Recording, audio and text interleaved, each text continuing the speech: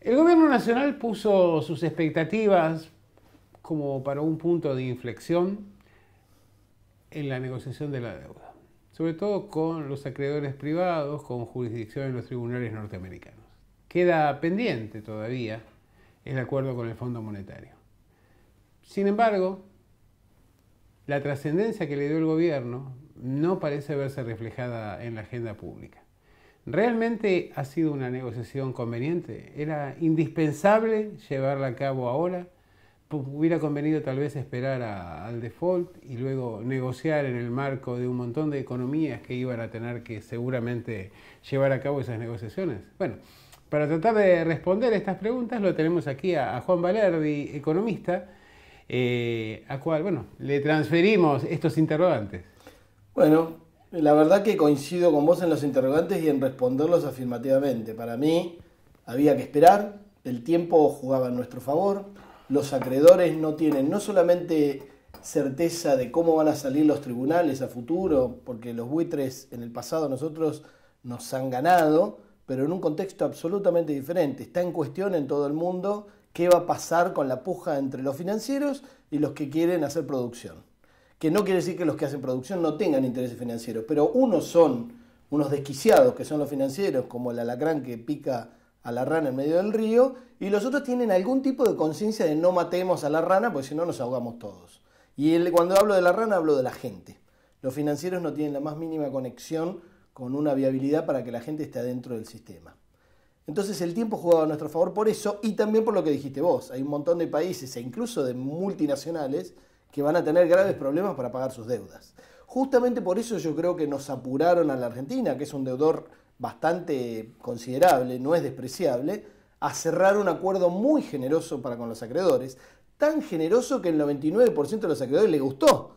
Con lo cual, si vos vas a medir el éxito de tu renegociación por cuántos acreedores están felices con el acuerdo, tenés un problema. Y desde ese punto de vista, el de Néstor Kirchner fue malo, porque tuvo un 70% de adhesión. Bueno, sin embargo, el de Néstor tuvo 40 de quita de capital y este tuvo 1,5 de quita. Así que vos fijate en cuál habrán estado más a disgusto los acreedores y más a gusto los deudores y viceversa. Ahora vos me decís, ¿el acuerdo fue 100% malo? No, el acuerdo pateó para adelante, tenemos 3 años despejados tranquilos para poder dedicarnos a levantar la Argentina y al mismo tiempo bajó la tasa de interés en un contexto en el cual las tasas de interés están derrumbando a 0 o menos de 0. O sea que no habría tanto mérito en tu perspectiva en estos 38.000 millones de dólares que el gobierno presenta como un logro de descuento respecto de los intereses. Justamente, los 38.000 es la forma en la calcula el acreedor. El acreedor te dice, vos en valor presente, que es el truquito que usan los acreedores, me estás dando 53 centavos por cada dólar. Y eso es mentira. La mochila de la deuda pesaba 100 dólares y ahora pesa 97, 98 y medio, depende de cómo lo tomes. No hubo quita de capital prácticamente. Los intereses, tomémoslo como cuánto te hacen correr con esa mochila todos los días. Bueno, antes nos hacían correr 7 kilómetros, ahora 3 kilómetros, 7% anual, ahora 3% anual. Es memorable, digamos, pero en este contexto no es ninguna genialidad.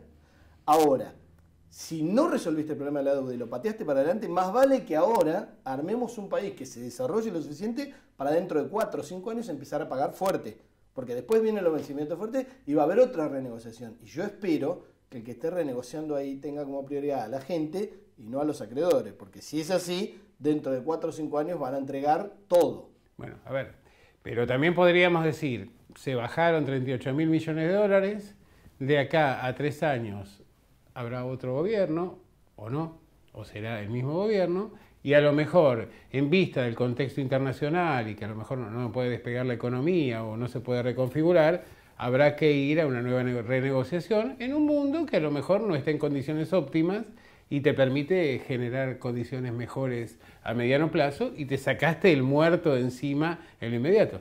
Sacarse el muerto de encima y dejar de pagar estos 3 años está fuera de discusión, que es algo bueno. Ahora, para mí los escenarios no eran pagamos o renegociamos y pateamos para adelante. Los escenarios eran default, y con ese default me pongo a negociar 3 años, como hizo Néstor Kirchner, o vamos a renunciar y patearla para adelante. Ahora, si la pateada para adelante es una pateada para adelante que a los acreedores les gustó mucho, y por eso se adhirieron todo, y además le metiste cláusulas que a ellos les gustan y que es lo último que pelearon, que tiene que ver con cómo va a ser la próxima negociación, porque ellos saben que hay una próxima negociación, entonces ahí es donde me empieza a hacer ruido. Y otra cosa, los 38.000 millones se ahorrarían de acá al 2046, si todo lo cumplimos con esa pauta. Ahora, si las tasas de ahora en adelante empiezan a subir, porque empieza la inflación o lo que sea, pues están tirando guita a lo loco y empieza a subir las tasas de interés.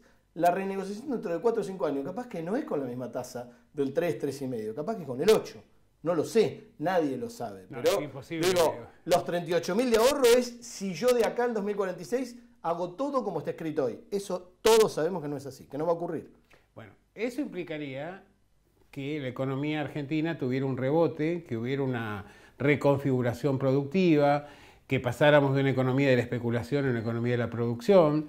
Y algunos economistas, a esto iba yo, de alguna manera plantean como que está en el orden de la naturaleza que el próximo año vamos a crecer y que realmente la economía se va a recomponer. ¿Vos estás de acuerdo con eso? Mira, entre crecimiento, desarrollo y rebote del PBI hay muchos matices. Exactamente. Lo que va a pasar el año que viene es que vas a medir contra un año horrible. Este año, el año de pandemia y cuarentena, donde en algunos momentos estaba un montón de actividades económicas cerradas, como por ejemplo la producción automotriz, el año que viene es muy difícil que no te dé una suba estadística del PBI. Ahora, lo que sí va a pasar inexorablemente es que va a estar mucho peor repartido el PBI el año que viene que respecto de este año y respecto de diciembre del año 2019 y ni te digo de diciembre del año 2015. ¿Por qué? Porque el que se ha ido deteriorando en este tiempo y no hay perspectiva de que mejore de acá al año que viene es el salario real. Y sin un salario real que esté medianamente sano, cosa que hoy está destruido por la pandemia más la pandemia macrista, sin eso no hay forma de que rebotes realmente en la economía en algo que le irradia a la gente. Lo que vas a tener es un rebote estadístico, pero el PBI siempre es una medición que oculta más de lo que muestra. El tema es cómo se reparte. En Chile el PBI va bárbaro, y mirá cómo está. No, efectivamente, hay una deuda social enorme. El gobierno ha anticipado algunas medidas de este plan de 60 medidas económicas. Otras todavía las ignoramos, tal vez la mayoría. ¿Vos pensás que con esas medidas económicas estaríamos en condiciones de crecer y además de alguna manera de posicionarnos frente al cumplimiento de estas condiciones de negociación? Bueno, ahí metiste dos cosas, ¿no? Yo hace poco escribí un artículo que decía, yo no quiero un plan para el FMI. Lo que quiero es un país que desarrolle un plan de desarrollo, valga la redundancia, para los 44 millones de argentinos y a 15, 20 años de plazo. Que lo empezás a ejecutar ahora. Pero vos no podés decir, bueno, hago unas medidas y unos parches y no me gustan los planes económicos. Es que un plan económico no son unas medidas para el FMI. Un plan económico es decir, los sectores de la Argentina que pueden ser viables en X tiempo de desarrollo, con protección de importaciones, pero que se va levantando de a poco, con crédito, con inclusión del trabajo y demás, son tales. Bueno, entre el Estado y los privados nos juntamos y lo hacemos. Eso es lo que hicieron todos los países desarrollados del mundo. Inglaterra, Estados Unidos, Francia, Corea del Sur, que era un país extremadamente pobre. Pero tenés que planificar. La planificación la destruyó la dictadura cívico-militar, la destruyó después en parte el menemismo, cuando destruía el Estado, cuando lo achicaban diciendo que era caro, gordo, pesado, y lo poco que había levantado el kirchnerismo lo destruyó en parte también el macrismo. Entonces, si se recupera la capacidad de planificación, que no es un plancito para el FMI, yo creo que hay un plan viable, pero yo no lo veo eso todavía. Lo que estoy viendo son algunas medidas cortas, medidas que tienen un horizonte de un año, 6 meses, 3 meses. Son necesarias, pero no son el plan de desarrollo. Claro, porque aquí tenemos un problema, ¿no? Que uno se pregunta si el plan debe ser para la pandemia, o debe arrancar en la pandemia o en la pospandemia, cuando vos no tenés idea de cuándo se va a hacer realmente esa pospandemia, ni tampoco cuál va a ser la situación de la economía internacional o la situación social y económica aquí en nuestro país.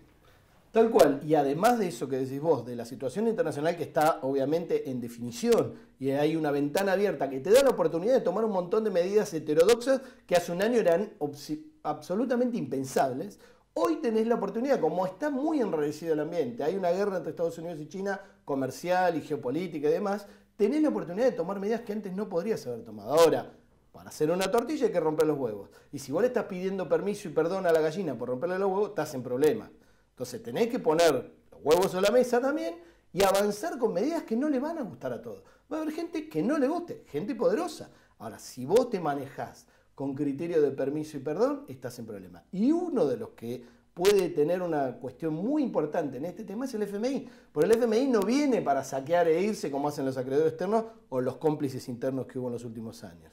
El FMI viene para ocupar una oficina en tu Banco Central, una en la Casa Rosada, una en el Ministerio de Economía, ya y vetarte todo lo que no les gusta. Macrismo, ¿no? Exactamente. El problema es que la diferencia es que ahora no tenemos 44.000 millones para pagarle y decirle váyanse, yo quiero ser soberano, un país soberano. No los tenemos ni los vamos a tener. Entonces se van a quedar. Si nos dan una facilidad extendida de 10 años, se van a quedar 10 años. Entonces lo que tenemos que lograr es un acuerdo con el FMI que no implique condicionalidades que nos pisen la cabeza. Y el FMI es geopolíticamente un instrumento de Estados Unidos. Entonces hay que encontrar un balance entre lo que arreglemos con Estados Unidos y con China que nos permita desarrollarnos y que le muestre a Estados Unidos que le conviene más una Argentina viable con 44 millones de habitantes que una Argentina explosiva. Bueno, ahí está el punto. Y te pregunto como para cerrar esta nota. Con el cambio de la conducción en el Fondo Monetario, ¿realmente ha habido un cambio de políticas? ¿Ha habido simplemente una dosis mayor de pragmatismo o simplemente se lo ve como declaraciones por la galería, pero que en la práctica, en definitiva, encubren los mismos planes y las mismas estrategias de expansión global de siempre? Cero cambio. El FMI es lo que siempre fue, un organismo que se dedica a financiar la salida de capitales de los que quedaron hasta último momento y la imposición de condiciones para que tu país no se desarrolle de manera soberana. Eso se inventó después de la Segunda Guerra, Estados Unidos fue el exitoso después de la Segunda Guerra e impuso sus condiciones a los organismos internacionales, Banco Mundial, FMI y demás, y el FMI es un organismo así. La burocracia dentro del FMI hace los papelitos para las decisiones que ya se toman en el poder de Estados Unidos, ni siquiera digo en Trump, en el poder profundo de Estados Unidos. Dicen a la Argentina ayúdenla, denle 44.000 millones de aporte de campaña a Macri porque nos interesa. Perdió Macri, bueno, vemos, acomodémonos, ahora hagan esto, hagan aquello, pero la burocracia está para llenar papelitos y para cuidar sus carreras. Obviamente están preocupados por su carrera, pues se mandaron una patinada importante el año pasado y aunque le hayan dictado de Estados Unidos lo que hacer, quedan bastante pegados como quedaron muchos en el 2001, ¿no? La última, ahora sí, y muy breve. ¿Qué podemos esperar los argentinos? ¿Y qué pueden esperar los argentinos que están en una situación más precaria como consecuencia de la pandemia? Desde el punto de vista de la precariedad y del tiempo de recuperación, yo creo que la parte de la economía que es informal, subterránea, incluso la parte ilegal, se va a recuperar mucho más rápido que la parte formal. ¿Qué quiero decir? Que la gente que es pobre, que no está bien, no estoy diciendo de ninguna manera que esté bien y se vaya a recuperar y a tirar manteca al techo, se va a recuperar mucho más rápido que la clase media y media baja que se cayeron.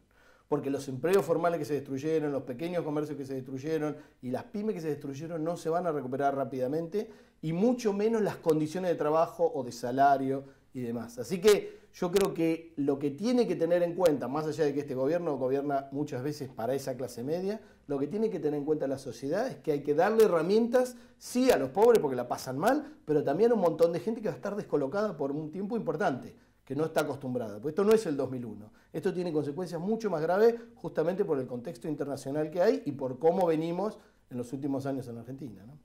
Muchas gracias, Juan Valerdi. Seguimos aquí en Transición.